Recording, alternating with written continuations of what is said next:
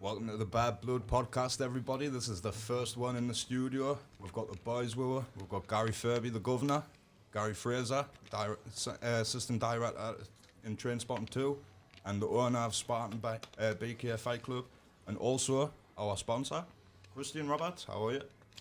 All good. All good, boys? All right. Are you all rough or what? Are you all rough, aren't you? Nah, I'm all right. Just me. Christian's dying. Christian's time. We'll be gentle with us, boys. We'll be gentle. So, how's things? All right, spot on. I was just All good. How's the lockdown treating you? never really been a lockdown, is it? Never been in. Right, Garry, we'll just get straight into you, mate. You're obviously the Guvnor, big name in the North East boxing scene around here. Yeah. Where did it all start, mate? Started when I was about 8, 9.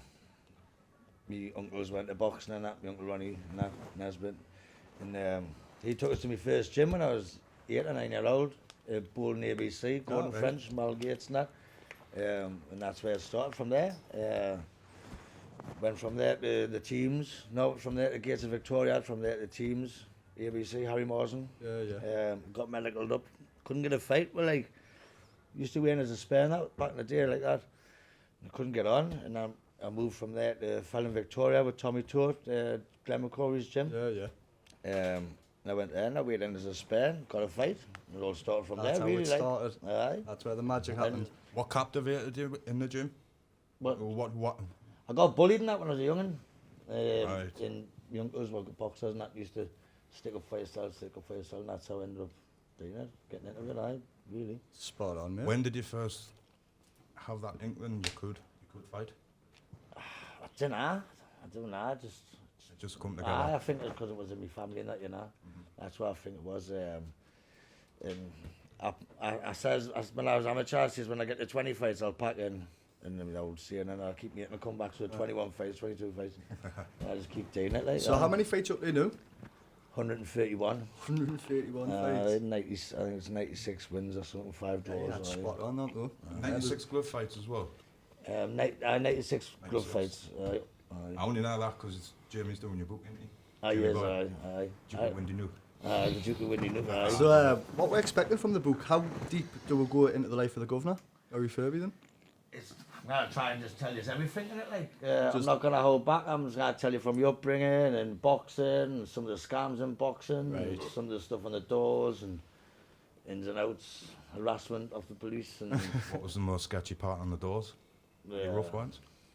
Got to be a few. Was one where I was getting bottled, like. Fuck the ones that didn't break hurt, like, because I had to do the second time. Sick as fuck. Yeah. there's a few things there. Spot his kid, his dad was in jail, and he says, "Oh, I want to do him in." And I went, "Well, yeah, I'll fucking chin him when he gets out." And he come down with a gun to shoot us in the back lane, aye. There's a lot of things. When we were in the Daily Mirror for knocking the Coventry fans, I got caught fucking clothesline and then was sent a page of the Daily Mirror. I was at court a week after and I got jailed and all. That was fucking... Oh, yeah, joking. the manager, Kiss, had to go and buy out every newspaper in Newcastle City Centre. Oh, no. I said, you're pissing against the wind, it's all over the country. So, you've brought many belts with you, dear Garry. Yeah. Which one was your first one? That one over there, the Roy Shaw one. That Roy Shaw belt. Which is your most recent? There's two. There's that big one just up from the green one, that beat James McCrory. This one, yeah, the black one. And the Guvnor one, I got them within 24 hours. I had 2 fights in 24 hours. Aye. But you boxed on the Spartan show, but which show did you box? Was it the next day you boxed? Next day, I bent my fingers around the steering wheel and stopped my car because my arm was broken, my finger was broke. And drove up here, had a dinner, couple of pints, went down and... fucking- As you do. Went Couple of again, dinner aye. pints, get back to scrapping. Aye. Where was that? Was that one on D-Day, was it? DD, aye. Aye. Good Aye. shows then. Good shows. So the book, The Duke of Windy Nook. So how did you get about that with Jamie? Well, I've been asked for ages since when I got to jail, I was 25. I got asked to write a book, you know. All right. And I got asked off this, so that bloke, Rick, somebody, remember that Danny Dyer's Britain's Hottest Man? Asked us to go in there, and I was fishing during that time. I went, "Are you for real?" Fucking, they wanted to live with us for 3 days. And all that. I was like, Danny, I was like, fuck off. So, and I've been asked over the years to write it and that, so... And it got pushed and pushed and pushed, and I didn't think I'll ever fight again, so I said, I'll do it, you know. So, So Get you it spent done. much I think time it's about time now. You couldn't write it when you're young. I'm 41 this year, you know, so and there's plenty to put in. Oh, loads of it. You spent much time with Jamie? A couple of times, like a few times I've known him for a few years. We were both on the amateur scene together at the same time. Right. I was at Liverpool with him on, what's that one called? Sean Atwood. Sean Atwood, I was on there with him and that. Good stuff. He's a good guy, he's a good bloke. I like Straight. Jamie. Lovely, Like lovely Jamie. lad. Lovely lad. Lovely lad. Knows his stuff as well. Oh, His definitely. books very are addictive when versed. you realise them, they're dead addictive, isn't it? Aye. Class. I bought, he's got that Unfinished Agony with Paul Sykes out. Aye. I've read all them and that. The new one's coming to be good, that. It'll The be- character one. Steve Reeves one is a good one as well. Like I haven't that. read that one. Oh, aye. Very, very good. Aye. I like that one, aye. So, Gary, Yes, sir. you're doing the sales film. I am, yeah. How did that come about, my friend? Well, Tyson Fury and Billy Joe Saunders, I think they were wanting a documentary done first, so the person that came to me for that sort of fell by the wayside, and then I got a phone call back and the guy was saying that his pal was a colourful character for Newcastle and he's written a couple of books and he's wanting to get a screenplay done. I knew nothing about the world, or even I kind of knew what Newcastle was, but I didn't really know anything about it. So I read the books when they came to me. I gave them my address and I got these books sent up, and then I guess, like what Gary just says, they're dead addictive, you know. So I'd read that, and I phoned the guy up, Stephen up, and it says I need to come down and speak to you face to face. And then I came down, dropped my wee laddie down, and my wee laddie was convinced that I was bringing him down as backup. He's 15, 16, he's like, Dad, you're just taking me down to Newcastle for backup. But brought him down here, and I guess speaking to Stephen and that, my counter is sort of the way the stories are told. I said I wasn't interested in creating a gangster film, so I had to go down and say that to him first. That was my, I don't know, I guess a lot of the language that you see in the media is about, it's like 1930s gangbuster stuff, and it almost glorifies it. Yeah, So I yeah. wanted to try and look at the childhood and the poverty issues, Right. and how it's older and sort of how it affects them when they're older. So Yeah. that was about a year and a half ago. So it's even now, I'm only like halfway through the screenplay, and Wow. so it's a long process. You know what I mean? So having to meet Michael and John and the dad and stuff like that as well is, and obviously man to man, I had to go and meet these guys face to face and say, Yeah, well, get to know I'm the them. writer that's tasked with it. So I don't know, get whatever you're going to say out now, and hopefully I'll do it justice. You know? I think you'll definitely do it justice. Definitely see Yeah. Trainspotting too. Definitely. Oh, definitely do it 100%, justice. mate. 100%. Yeah. How did that come about as well? Well, I was in a homeless hostel, and I was sort of come off of drugs and stuff like that. I was like about 30 Wow. months in this homeless hostel, and I got a phone call from Danny Boyle, and I made a movie about my life that I'd sent to Gary and that, but I made a movie about my life, sort of coming away from criminality and getting my life sorted out for my kids. So I got a phone call from Danny, and he asked me what I thought of the first Trainspotting, and I says I thought it was shite. And because I was selling heroin and taking heroin at the time, I didn't think that the movie, I like what some gangster films, they glamorised heroin. Yeah. So I says that to him, and then initially he wanted me to act in it, and I says I didn't want to act in it, and then I got a phone call saying, do you want to be the second unit director? And then found myself on the front page of the paper the day Donald Trump got elected, so I was walking past these papers, and you've got Donald Trump in the paper, and then me, so it was just that weird, really surreal thing. moment. Surreal. Aye. But it was good, though. It was just, I guess for me, like, I've been making movies for 16 years before social media, so I'm glad I didn't make movies for social media, because that would be my limit. You know, it's like a lot of boxers or a lot of people, like if it's validation what you seek, it's probably, you'll get found out very fast, you know. So, aye, like for me, yeah, so it was a great experience, and then gone away and doing my own project after at the Grey Area. Yeah. Good that career, Yeah. like. I'm gonna watch that, it's good. How long's the process for a film to go through all? For me, 3 years. Wow. 3 years. It might be 4 with the sales thing, but 3 years really, aye, for like thinking an idea and then writing. There's no quick routes to anything, you know. There's not, is there? Like even with the sales thing, you're taking all guys like Gary and Paul Venus and Tony. You're taking a lot of guys that have never acted before on screen, and you sort of. So it's not just about coming cast and then get them apart. It's actually writing for them and their mannerisms and the way even the way he just touched his chin there. It's like I look for all the eccentricities and body behaviour, and that, I guess that's what's put into these guys now. And I don't know, the first thing that I thought it would even come down to Newcastle is like, why the fuck is there no more films made about it's like even when you see like the stories up here, Been it's kept like quiet, hasn't it? Very quiet. A lot of stories. it's all yeah. London-centric stuff, you know. And I guess for me, it's the same thing in Scotland. It's like a lot of the stories you try to tell them in Scotland. It's like people don't give a fuck about what happens in Scotland. It's way up there, and you get that same feeling. You got these real great stories that have never been told before, and these great characters in this culture, and you don't really see it. So that's why I get that appetite to come down and even just make a short film down here as well. Good stuff, mate. Really good stuff. Do you have anything? Do you do the casting and that for the film as well? The Sears film. Everything. Aye. So how did you find the casting? How did you find Garry? People like Paul Venice. Well, I'd say to the guys, I says that I didn't want to go to actors to play the characters, so I'd rather have went round the fight gyms and go and speak to people. Like, I didn't use actors. So everybody I use has usually been in the jail or had a fucking mental health problem of some sort. Right. It just so happens that I can Getting teach real them. characters into it. I think so. You can't buy the look in his eye. Like even with him and Paul, they were acting like him and Stevie Rafe were in a scene, and they were supposed to be in this jail. And even just the way they're just sitting, but you couldn't teach an actor that. It'd take me ages to get them to unact.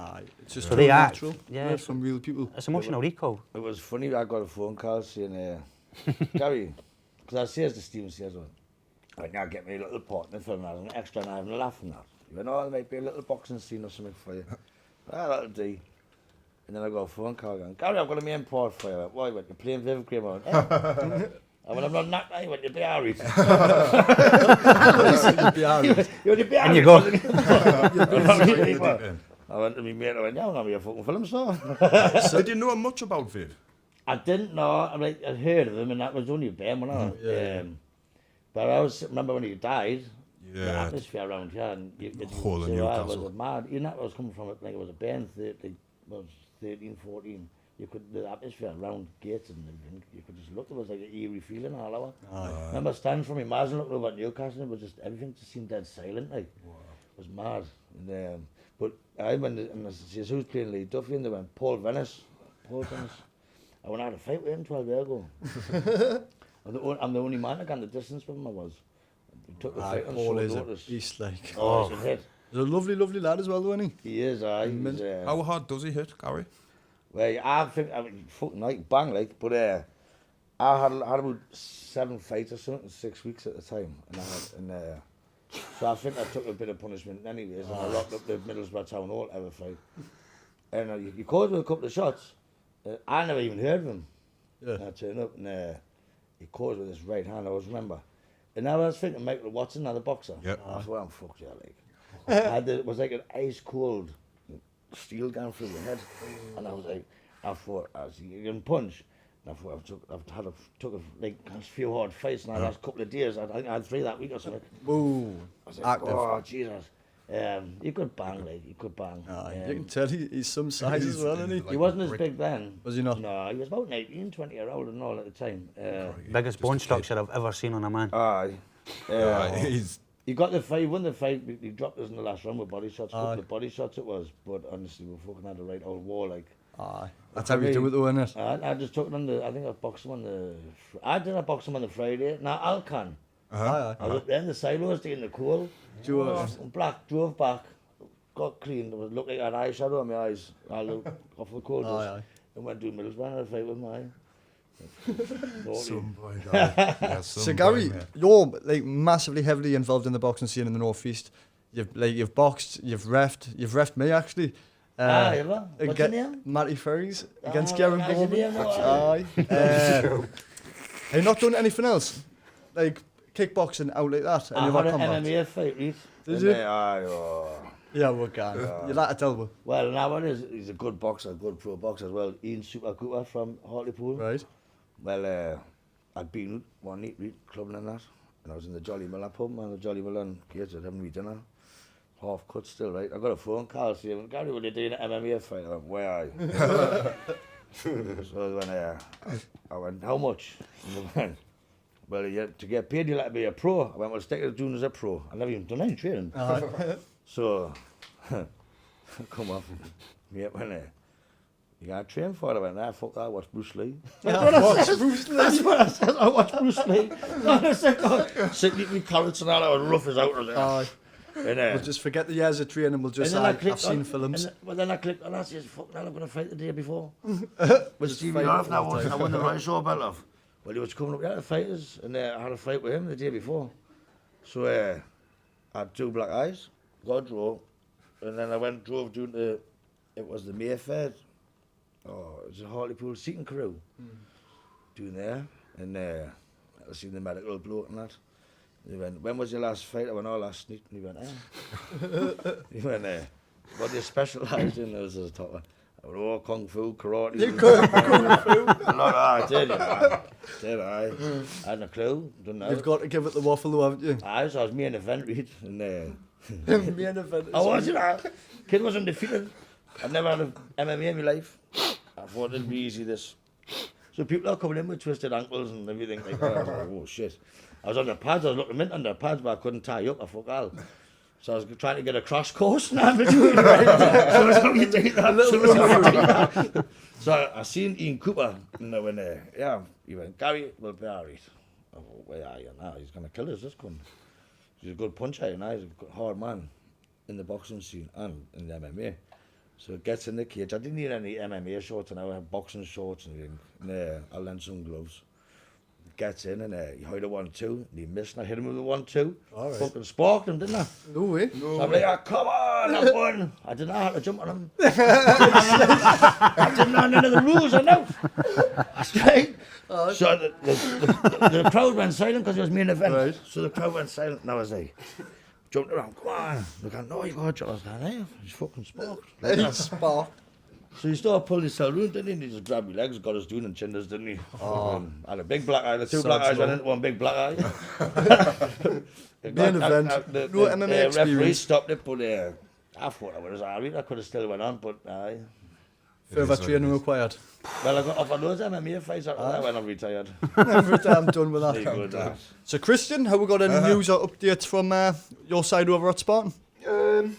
I mean, we're in the same boat as everybody else in the country. But I have made a decision recently, which is an exclusive for this, that we're going to take the Spartan 7 and the New Blood shows outdoor. Right. Yes. So that's in the planning at the moment. We're just looking at the legalities of that. But we expect some news in the next week or 2. For people who don't know, are familiar with our podcast, Christian's one of our main sponsors. He's also in partnership with Garry doing the Spartan BK Tyneside. at Tyneside, Spartan Moors Tyneside. Find our channel, you will predominantly see a lot of Spartan stuff, and we'll be dropping a lot of things on the socials, so watch out for them. Check out the Spartan Bad Blood tapes as well. It's just little interviews from all the fighters from over at Spartan. They're kind of good listen to as well. So get on them. So Christian, Yes, sir. how much of a headache has it been? Rescheduling? This morning, I'm hungover to death, so it's been a big one. Who's to blame with that? You yourself, you're a grown man. Can I keep up with the Geordies, man, Garry? Huh? Can I keep up with the Geordies? That's what it is. Give me big licks, I've killed them. But yeah, never drink with the Guvnor is what I learned on Friday. That's your main lesson you've come from. However, it's Saturday today and I'm going to run it by him again. So we're good. We're going to kidnap Garry and Yeah, my God, I'm going over. So, obviously you're playing Viv and that in Garry's film about Sears. Yeah. How difficult, this is a question to both, how difficult has it been to group together with obviously the lockdown, to get your heads together? We had we done a workshop, didn't we? Just before lockdown, Just before lockdown, it went really well, didn't it? Yeah, the workshops have been amazing. Like, I guess, I don't know, some of these guys, you've seen Paul, Tony Sayers and stuff like that as well. They'd never acted before, and some of the lassies that are involved, some of the ladies that are involved, they just bring that real authenticity. You know, it should, when you watch it, it should remind you of your auntie or your cousin. It shouldn't remind you of Coronation Street or EastEnders. Do you know what I mean? It should feel like you're part of the family, sort of thing. But I guess it started off, Tony and them done good. Me and Paul were terrible, weren't we? Any stories? Because they give you like a scenario today, and then you've got to like convince people actually. And I was like, as I was being questioned up the police, and Paul, I don't know, I was just standing like that when he. imagine going into a room full of guys with what they do. with the sort of masculinity thing and go, right, I'm doing the opposite, I want you to be emotional. Oh, So suddenly it's like everybody's back to being 13, 14 in school, and you bring it, it's just psychology, man, it's just basic psychology really, so that's the way the workshops go. But we picked it up, didn't we? yeah, you feel the energy, it's like when you start a scene, it might work to like 15 minutes, the time it takes them to do it, but the time the end of the night, the time the end it finishes, it takes them 3 minutes to do the scene, and they've got confidence and stuff like that. I always say that people with mental health problems benefit from these workshops. It's like the casting. Yeah. I said to Steve, Steve was like, how do you want me to cast it? And I said, like, just put everybody in a room. I was like, what do you mean? So it's like, I started with like 60 people in this room, and I'm sure there was 2 undercover policemen showed up. Wow. Still to this day, there was an armed response. Okay, what do you normally do when you're not? I'm armed response, and you're thinking, and you want to act in this movie? And so it became clear that it was not just a movie. There's all that, like, you know, that was really weird for me to see, because it felt like when I'd come for the police, wouldn't be anywhere near it. Yeah. So if, obviously the folklore attached to it and stuff like that as well is just, it's mental, obviously. So yeah, try to do that justice as well. Right, lovely. Well, we've got 2 minutes. I just want to give a quick shout out over to NuHemp CBD. That over at newhempcbd.co.uk. They sell stuff like gummy bears, vapes, oils, just loads of CBD products, all top quality products actually. Discount code is at 10%. 15% for Lee, L-E-E, all capital letters. And that's our NuHemp. Cheers, lads. A big shout out to the guys over at Spartan BK FightClub as well, Christian and the boys, Garry. Obviously, you've heard before, we're going to be predominantly doing their stuff, so check out the pages over on Facebook and our page on YouTube channel, Bad Blood Podcast. So, Christian, obviously, you've tied up a couple of events trying to get them outdoor. Have you got any solid locations yet, or any? Is it just a figment? Top secret at the moment. Right. We have got a guy who's a friend of mine who owns an hotel in Yorkshire with quite a lot of land at the back of it. Right. So I think the only aspect you can't control is the weather. Yeah. Aye. So what we're going to do is we're going to put the licence in and feel it out. Let's see what they say to us. But I got some good feedback yesterday from the guys who work backstage for me. Yeah. Saying we've looked into the legalities and stuff, and it's nowhere near as bad as indoor. So we really believe we can carry it off. So I don't want to raise everyone's pulses just yet. Yeah. But we're pretty confident we'll be shifting in a few weeks with them 2 shows. Definitely. You would think it's a bit safer as well outside, so everybody's not circulated breathing, everybody's arm and stuff like that. So. Well, that's it. We've put the proposal in that we can sit them at tables of 6, you know, and we'll put the tables 2 metres apart, or a metre apart as they wish, and we'll pepper them round. We'll drop the bales in the middle, and teeth will fly. So are you not? Teeth will fly. Teeth will fly. Are you not being given any restrictions on how many fights you can have on the card, or? No, that's zero. Zilch. No, I think it's more of the case of it's not so much the crowd that the authorities are worried about. It's the fighters. Right. You know, it doesn't seem. When I spoke to the police the other day, they didn't seem to have any concerns about socially distancing the crowd. It was more so cornerman and fighter interaction. You know, it's okay on Sky Sports because they can be COVID tested and they can do this. You know, but when you're not on Sky Sports, you know, you're going on trust. So we are going to try and look into measures to test people for COVID. Yeah. If that's what we have to do, that's what we have to do. But I think it's gone long overdue now. We need a fight. Aye. It's when it's forced, I reckon. Definitely need it, sure. The restrictions are mental with COVID though. Like even for us making a film, you've got a temperature. Everybody. What's your guys' take on COVID? Well, me I personally. think it's Not a shite. I think it's a flu with a chest infection. But it's going to be obviously bad for people who are older. I've never been locked down yet. I've been all over the shop. I was I've still been at work and I've still been getting out and about and all that. Yeah. I was confused the other week when I watched the boxing on Sky, and they made a big point of saying at Eddie Earn's house, everyone had been COVID tested twice that day.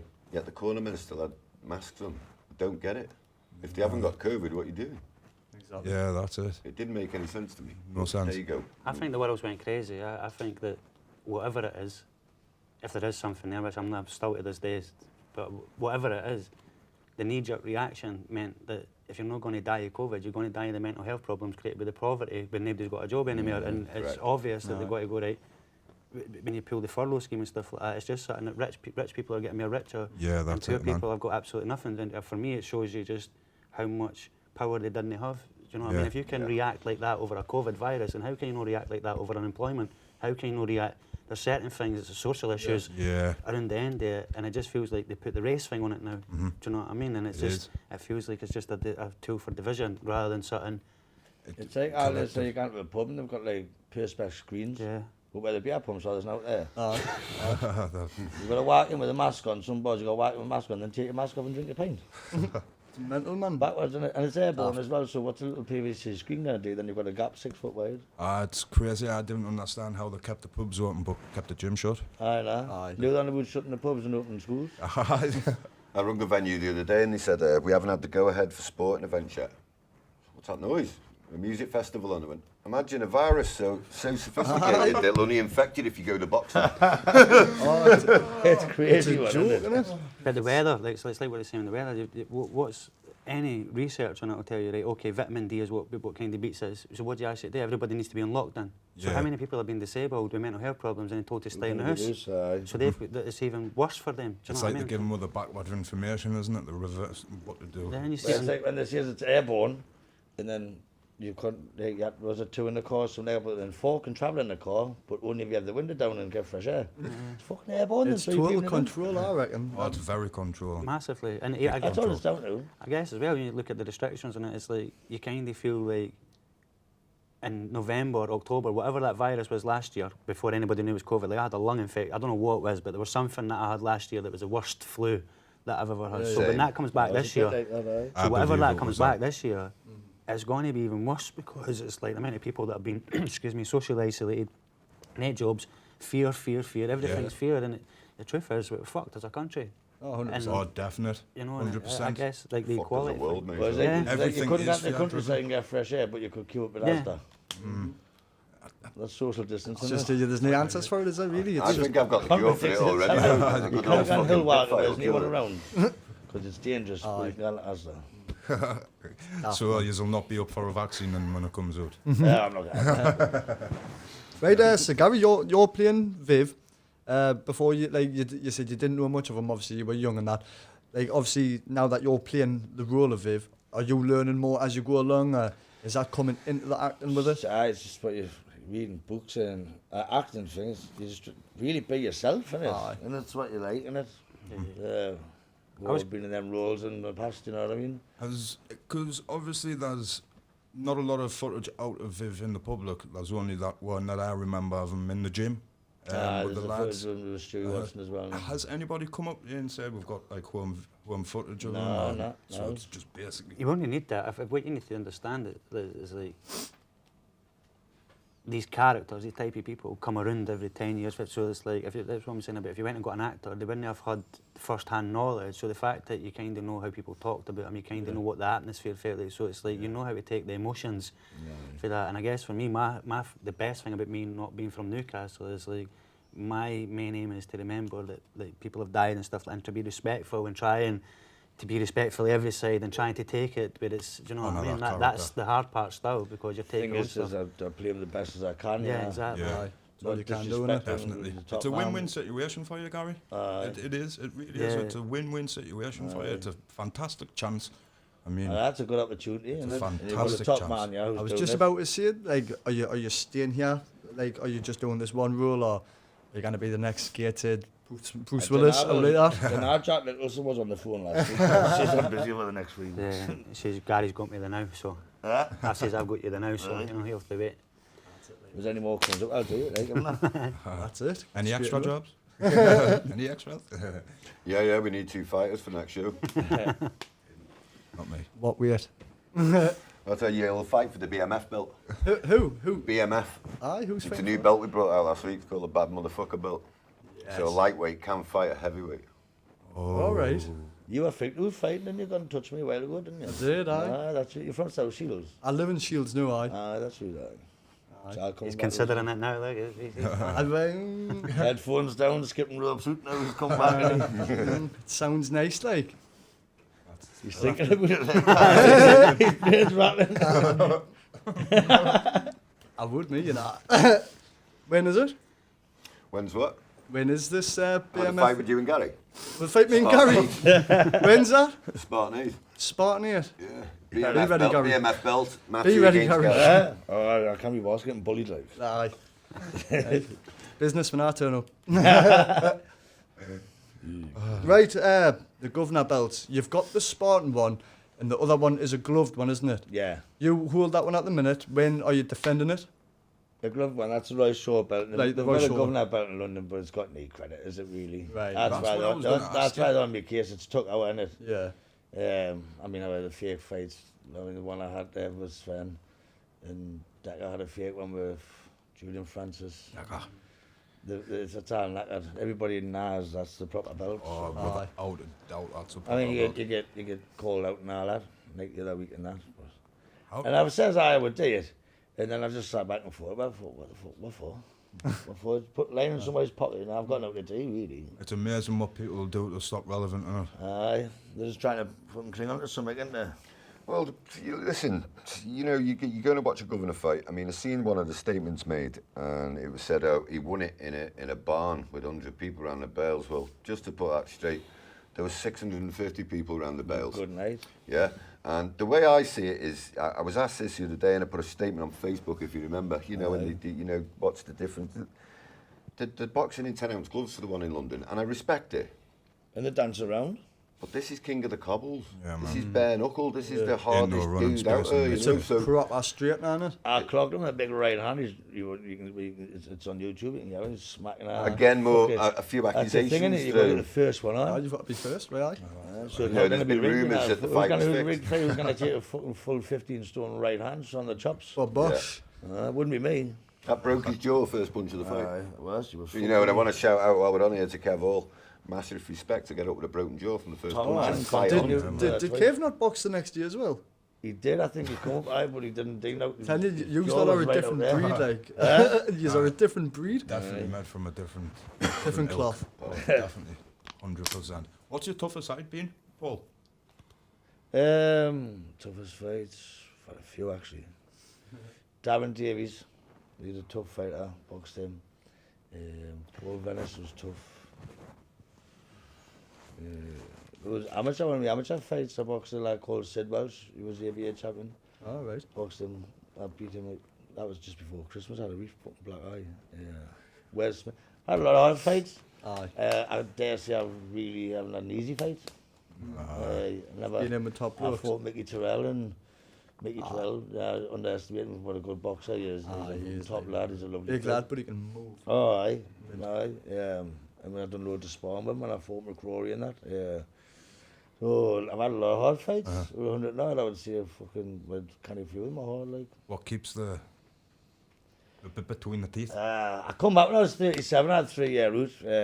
He had cancer and that, and I packed him. It was a big cancer, and I come back, and you know, my last 5 fights I've done it, I fucking didn't even enjoy them, and I'd come in to prove a point now. Yeah. That's why I've done it at that time. And I right. squeezed them one on the Saturday, one on the Sunday, just to get them out the way, didn't I? Yes. Getting blasted off. So I didn't enjoy training, I didn't even enjoy it. You know, when the Guvnor, I've wanted it for years, and I wasn't that fussed in that at the time. And then until later on, I've been going through a bit like depression and mental health things, and all at the time, training for them fights. I had a lot of stuff going on, you know. Shows the mark of the man you are, winning the belts, going through that. Yeah, I was in a dark place at the time, like a really dark place. But like I say, so I come back at 37, I shouldn't have done it, but and it was a struggle training and everything, and I didn't enjoy it. Like, How different did you find it? what's that? How different did you find training from being younger to coming Mate, back? it's hard, you just kind of whip yourself in shape for Was it like- 5 or 6 weeks, kind of. Yeah, was it like more of a physical thing than a mental thing? Like, did you know? Both. When I come back after 3 years, you know, whipping yourself in shape, 6 weeks, I'm fucking diggers and all that. 6 months it took us. Then a lot of strain on your head because you think you know what you could do, and it wasn't there. And I thought, well, it's lost, it's gone. When it come back, it felt as if it come back, but not as good. And then it started progressing again. Slowly but surely. But it's not enjoyable. I didn't have a love for it. I've done it just to prove a point. Simple as. It's all saying something, getting in there and doing it, but it's the punches that you've got to take. You've got to want to take them. I hardly done any sparring where I get hit and all that. It feels like I've got like a hangover the next day and I had headaches and that. I had tests at the start, because my memory was all over the shop. Was it last night? I said something on it, and I was like, And I said it was like a month ago, and it was last year, so. And I went, no, it was last year. And they were like, my head's all over like that. I've been tested for dementia and Parkinson's and that. Right. Yeah, well, it's funny when we remember like sometimes. Yeah. I mean, when it's your turn to go to the bar. Understandable after 100 plus fights, to be honest. Aye. Especially at a big weight. Aye. I'm just glad I didn't have to get punched anymore. 1989 I started and I finished last year, November last year. Long career, that, mate. Wow. Long career. It's a long time getting battered, isn't it? It's Wow. long time. Punches. Aye. Why is it? Definitely. Oh, Matty. Right. Back on Spartan. Big shout out to the New Bloods, by the way. That's what I was going to ask you last time, the New Bloods. How do the New Bloods actually get into the main Spartan shows? Do they have to have like so many fights before they get called like a proper Spartan? Or? Yeah, I mean, we started New Blood for a reason, because I was putting these shows on and matching people blind. Yeah. Some of these guys haven't fought before, you know, so how can you accurately put these guys in with people you don't know? Yeah. So, you know, we had the thing, and it had a dual thing really, where they've got to have 3 fights with New Blood. Yeah, Unless yeah. they get in on the first fight and decapitate someone, you know, and you think, Yeah, right, yeah. he doesn't belong there, let's get him out. Aye. So the 3 fights will give me a better benchmark of who to match them with on the main shows. Now, they'll have 3 fights, and if they impress after 3 fights, we'll sit down, we'll discuss a contract with them. If they don't, they'll have the option of trying to impress again or move on, one of the two. But, you know, for the main shows, and the New Blood show, the duel was find out about the fighter and keep fresh talent coming through the door, so the main shows keep getting fresh faces who are good fighters, you know. So see a lot of companies out there now, and it's the same fighter fighting. Just mix it up, doesn't it? Because some shows have the same people on just about all the time, all don't the they? time. Isn't it? You rely on There's been a lot of people thought only put sell into the tickets so academy. many times. Aye, exactly. You get sick of paying the money. It just ends up being the same people in the same room, doesn't it? Aye, aye. You know, and I think a prime example of that was It's like bringing new people through all the time. James McCrory and Dave Radford had like 3 fights in a row. Aye, they did, aye. You feel like they can move about a bit. You know, if we're bringing fresh faces in all the time, you're uncovering new gems all the time. Then you're uncovering fans who want to follow them new gems all the time. So the system all works where it keeps the company pushing forward, and that's exactly what we're trying to do here with the academy. Yeah. You know, with the Tyneside lot up here with you lads. Can't wait to put that show on, by the way. Massive shout out to Newcastle. Competition's healthy, man. Be a strong Some here, good man. names in it. No? So yeah, we're looking forward to getting that on, and there's some cracking names on that card as well. You know, with Chrissy Bennett and Jamie Jones. I'm dying to watch Chrissy in the pit, like. Some cracking lads. Dying to see watch how Chrissy he in the pit. transforms. It'd be good, Chrissy. If he transfers into the pit, he's going to be a massive problem for the lightweight Very, division. very Massive. dangerous man. But then Aye, again, tough. he's on a collision course with maybe Robbie Robbie Adamson. Adamson. Robbie Who's Adamson, tough, man. Tony Jacobs, has that improved Jacobs a lot. and that fight. Fuck, never saw it. I was Tony's sitting there improved a lot. from that, I tell you, and because you're the batsman, I thought somebody's going to kill you. And that Aberson, what's he called, Robbie Aberson won. Robbie Adamson. How the fuck he took them punches, man, honestly. He's a beast, Robbie. He is a beast. I know you spoke to him on your podcast, and you know what fighter tells in an interview 3 hours before his fight he's going to give the other guy 30 seconds to try and knock him out. Then he'll knock him out straight away, and he did it. He backed His it up. coach blew a whistle on 30 seconds, and he sparked him. I seen a comment from Robbie who had been sparring some heavyweight the other day in training, and apparently this man's a beast. And Robbie's just sparring him like he's Just like it's a normal day in just office. a normal day. In Well, I office. brought the BMF belt out the other week, and when I made the announcement, first phone call, Robbie. I was like, "Hi mate, you alright?" He said, "Yeah, I've just seen that BMF belt. Can I fight John Hutton in Scotland?" They went, "Robbie, you're 11 stone. John Hutton's 26 stone." He went, "And I'll do him." I was like, "No, listen, mate. I want to put shows on. I don't want to go to jail and that for murder." You know, he's like, "Well, listen, you brought the belt out. He's the one I want." He's crazy.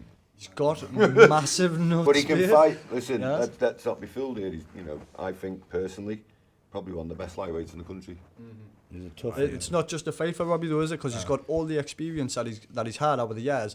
That, like you said in the last podcast, you'll not be looking at John thinking, "Oh, right, it's going to be a hard fight." Robbie will genuinely be looking for ways to win the fight and how he can win the fight. And that's what I like about him. He thinks about it, even though when you're in the pit, you haven't got enough time to think. You know what I mean? But he still manages to hold it all together. I know I gave a first podcast for you guys a while back, and you said to me, you know, what makes the perfect pit fighter? Robbie's a prime example. He thinks clear as a bell while being smashed in the mouth. Oh, his And composure is that's absolutely. priceless, because, listen, there's about 2% of the country can do that. Aye. You get punched repeatedly on the nose, the mouth, the eyes, and he's still thinking about that next move. And Tell you then who's carries a it good out. lad for that as well, Stevie Crazy. Gould. He's got some chin on him. Oh, as well. Steve Gwill's a lovely boxer. Yeah, lovely great fighter. technical boxer. Clever heavyweight. Very clever. You know, you see, you use the tools that you've got. Stevie's got shoulders like bowling balls. Oh, And when they're throwing punches at him, he just shrugs his shoulders and they slip off. He never gets hit, does he? Nah. Rolls the You know, punches. you never see him cut open or, you know, he might have the odd nick here and there, but clever, man. Clever fighter, isn't he? So, just for a personal one to you, what fight are you looking forward to the most out of all your shows up and coming? I don't know. Michael Marshall, Stevie Gold's got to be up there. That's that's going to gonna be be- a battle, that. Jacob Williams against Jamie Hendry could possibly be the fight of the decade because these two, you've seen Jacob Aye. against Robbie. I mean, Jamie Hendry's 4 from 4, And 4 that knockouts as Jacobs well. had So lost weight, didn't he? Lost like 4 kilo in 2 days or something. 3.5 kilo in 2 days. He fucking was like a hurricane, so imagine him being at these proper weight. Oh, Yeah. flying. Fucking So them strong. 2 fights alone, and I'm looking forward to seeing Bullet Cutting in the pit. Aye. Yeah. You know, I've seen his fights as a pro and that. Same as Chrissy Bennett, really. You know, Chrissy Bennett looks razor sharp, but it's a whole different box of eggs in them belts. It is. It's not the same. Jamie Jones will do well and all that. Jamie Jones looks a decent fighter as well. Top lad, If he Jamie can Jones. convert it Bang, to the Jamie. pit. Hard Good boxer. puncher. I've This been is what I training mean. him, All that these big guys, training if him. they can convert it, I've known him there's since he going to was be a problems. Oh, read. I who lives around there. He's a good lad, Jamie. Solid. I can't wait to see him in the pit. It's good actually that now that we've got a bare-knuckle company up this way because we haven't really had we? No, we've been No. I come up here a Starved. good few years ago and I brought a kid called Luke Atkin up to fight Jimmy Sweeney at the NE6 week. Good venue that was. We tried to get that when we come up here, but we couldn't get that one. But we're looking forward to coming to Rain Arena. I mean, we've already done about 1,200 tickets, I reckon. When all the fighters have got the tickets now to sell, Now that's before. 1,100. So, and we've had about 100 gone as well. So Yeah, yeah, sell out, we're looking like- forward to it, man. What's We're- that called? 14? Everybody's talking about it. Is it hold 1,400? But I don't know, Rain Arena is massive, isn't it? I had to. I boxed Well, there for- you've got to get your tickets for Spartan Tyneside because it's going to be a good night, isn't it? It'll be a banger. 25 fight card. 25 You know, fight some of the card. names I've just mentioned on there are worth the money Yes. alone. You got Michael Marshall up there. Aye. Michael. Mind. It's Tough. a big shout out to Corey Edgar as well. He's from our way. So, Aye, in the new Viking. Corey, box. if you're watching, Aye, the Viking. good luck, son. Good luck. He's on it. What's he on? Is he on New Blood? Aye, Yeah, new he blood, is. aye. Oh, he was, yeah. Hope he's training hard. Hope he's training hard because, aye. You Different can't ball just game. you can't just jump in there, can you? It's Well, just again, not- like Gary said before, Mr. Fraser here, he said that, you know, some of the actors, well, he doesn't use actors, you know, these guys, some of them got mental issues and Yeah, stuff. yeah. That's exactly what Spartan's about. You know, we look at the other companies and they've got ex-UFC fighters and they've got this. Listen, these are ordinary guys, you know. And Guys most off of the them, street that can fight. yeah, both of them, they just jump in and they're fighting demons, you know. You know, it's good to have big names on board and stuff, but for me, those people who are turning up and fighting, they lose, they go back, regroup, train, come back and fight again. It takes balls, I know. Yeah. And they're as important to me as the guys carrying the straps, you know. Oh, That's definitely. definitely. Everybody, it takes Yeah, mate. everybody to get that. Got a fighter that fights for us on the main shows, his name's Phil Hammond. He's about 53, I think. And he does it to battle his demons. He's had 3 fights, he's been knocked out 3 times, but you know what? He's the first person on the phone when anyone else fight card and go, am I on? Aye, he wants it, doesn't he? Salt the earth. And You know. that, sometimes that's the best way to fight your demons. Head on, just get in a fight. It gives you something to like. It takes your mind away from stuff when you're training and that. And like, I don't know, just Well- from personal experience. Without them took type my of mind people, away.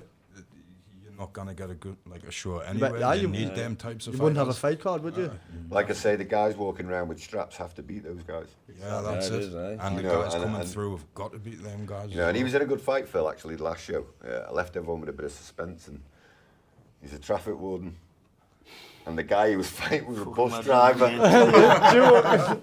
So I built it up to the crowd and said, one's a traffic warden and one's a bus driver. I'm not going to tell you which one. And at the end of the fight, they're all sitting there. I went, you can all be satisfied. The traffic warden got bashed up. So yeah, he's a nice kid, Phil. Big shout out to him. Like, he's salt of the earth, you know. One of the guys I really like. Just want to shout out any sponsors? Aye, plug your stuff, lads. Yeah, man. Big shout out to Scott West Shellfish, Scotland up there, Jason McWilliams and Ewan. Good lads, sponsor everything we do. Yeah, yeah. Loyal as, you know, brilliant lads. Ecotech Systems. Extreme Cleaning. I can't remember them. Too many. Yes, then, we love you all. Aye. My sponsors are all weed dealers, so I can't. Aye. Well, you just I send the don't numbers sponsor over him, by the for way. podcast. You can find them on Instagram somewhere, I suspect. Gary? I'm No, all no. right, I've got anyone to I want to give a big shout out to Hammond Boxing and Fitness over on Hammond, South Shields. Just a place that I'm coaching now. All the lads are putting in top work, 100% graft. Lads, keep it up. Spartans, all them Spartans that's fighting on these shows, training, like putting their heart into it. Like you lads have got my respect and just mass respect. All you just keep up the good work. Keep putting on smashing shows and just keep rocking it. Spot on. I'd like to give a shout out to Northern Sports Marketing.